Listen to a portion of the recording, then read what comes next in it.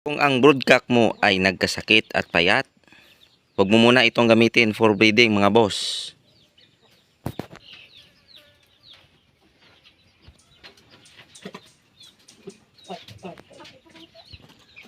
Hello, what's up mga boss? Welcome back to my YouTube channel, Asil Naked Hill TV. So ngayong araw mga boss ay gusto ko lang i-share sa inyo kung paano ko nga ba pinapataba yung ating broodcock bago isalang o bago i-breeding. So dito sa akin mga boss ay ginagawa ko, nagpupurga ako mga boss.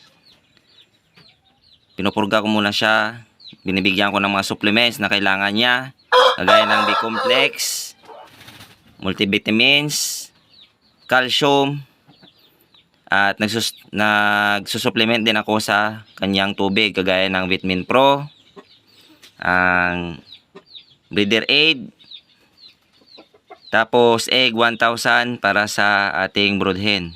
At nagbibigay din ako siyempre ng Vitamin Pro. Selectrogen, yung sasagupaan ng Selectrogen mga boss, yun yung ginagamit ko para sa supplement doon sa tubig ng ating gagawing broodcock. So ganun lang kasimple mga boss. At doon naman sa nagtatanong sa akin mga boss, doon sa tanong niya kung paano patabain yung broodcock niya na nag-iisa dahil ito ay nagkasakit. So may advice ko lang sa iyo boss ay ito yung dapat mong gawin, magpurga ka. Tapos yung ipapakain mo sa yung broodcock dahil mahina, dahil pumayat, dahil siya ay galing sa pagkakasakit, yung gagawin mo mga boss, yung papakain mo ay baby stag booster mga boss. Kung pwede, Thunderbird na baby stag booster. Haluan mo yun ng super biik na isang pack. Yun, gamitin mo yun na within 15 days mga boss. Yun yung gamitin mo muna hanggang siya ay bumaba at bumalik yung kanyang pangatawan. Tsaka mo siya unti-untiing haluan na naman ng grains o crack corn o kung ano man yung nakasanayan mo na pagkain sa kanya. Kasi dahil galing siya sa pagkakasakit, mahina pa yun siya mangtunaw. So yung may advice ko lang, based sa aking experience lang to mga boss, yung ipapakain mo is yung Thunderbird na baby stag booster tsaka yung super biik. Yun, effective yun boss. Mabilis siyang bumulto yung katawan at tumaba.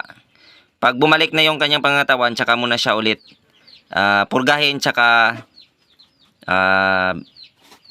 unti-untiin mong haluan na ng grains na pinapakatuka mo sa kanya o nakasanayan mong gamitin na patuka. Ganun lang kasimple boss yung ginagawa ko dito sa aking munting manukan. Based lang yun sa aking experience dito mga boss. At sana ay nasagot ko yung tanong mo doon sa nag-comment kung paano patabain na hindi kailangan pang turukan o magbigay ng injectables. So ganun lang yung ginagawa ko boss. Tapos bigay ka rin ng supplement sa kanya na sa tubig, magbigay ka ng Vitamin Pro, Selectrogen na gawa ng sagupaan. Tapos magbigay ka sa kanya ng B12 nga tablet mga boss, B12 na tablet tsaka multivitamins na tablet din. Yun, ganun lang. So sana ay nasagot ko yung tanong mo. Maraming salamat sa mga nanonood at sa mga solid na subscribers ko. Dahil sa inyo mga boss, lalo pa akong naganahan na maggawa pa ng video para ma-share ko yung aking kaalaman tungkol sa pag-aalaga ng manok, lalong-lalo na sa larangan ng Naked Hill. So lagi nating tatandaan na ang sabong ay sports lamang, huwag tayong mapakalulong sa sugal at lagi nating unahin nating pamilya. Maraming salamat and God bless sa ating lahat.